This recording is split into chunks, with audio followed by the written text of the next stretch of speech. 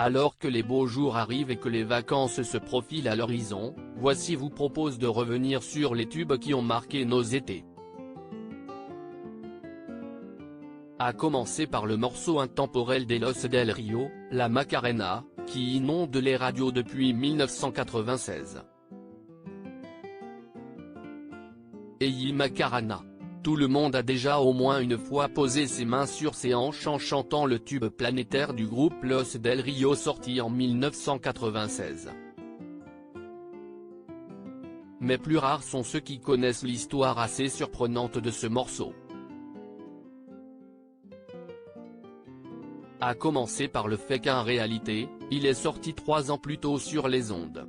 Passé inaperçu en 1993, le titre n'avait rencontré le succès que lors de la parution sur le 26e album du duo originaire de Séville, A mí me gusta. Autre fait amusant, le morceau s'appelait à l'origine Magdalena mais les chanteurs Antonio Romero et Rafael Ruiz ont choisi de changer de nom pour que leur titre ne soit pas confondu avec un autre grand succès de l'époque.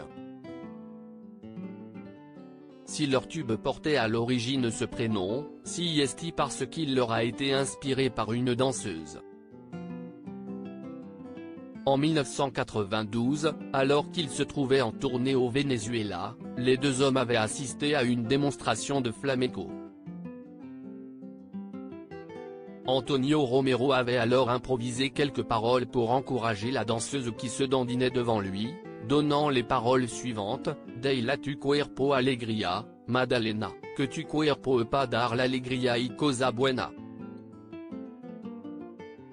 Il ne le savait pas encore, mais il venait de poser les bases de ce qui allait devenir l'un des plus tubes populaires de l'histoire de la musique. Mia Fry à l'origine de la chorégraphie. La suite, tout le monde la connaît, d'abord proposée dans une version rumba, la musique a connu un succès planétaire lorsqu'elle a connu une relecture plus pop. Grâce au remix des Bayside Boys, elle a inondé les ondes du monde entier jusqu'à devenir un des hymnes de campagne de Bill Clinton. Un phénomène planétaire qui s'explique aussi par sa chorégraphie simple et entraînante, que l'on doit à la franco-américaine Mia Fry. Les gens ont envie de danse collective et la Macarena rassemble.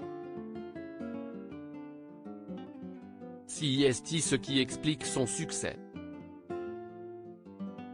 J'enseigne la danse depuis l'âge de 12 ans, je savais ce qui plaisait aux gens. Pendant une semaine, j'ai essayé la chorégraphie sur mes jeunes élèves en la simplifiant jusqu'à ce que ça fonctionne parfaitement. En ne faisant appel qu'à haut du corps, j'ai permis à tout le monde de danser la Macarena, des personnes âgées aux filles en mini-jupe en boîte de nuit. Personne n'est ridicule, avait expliqué celle qui a été jurée pour Popstar dans les colonnes du Parisien. Le tube planétaire n'a désormais plus aucun secret pour vous.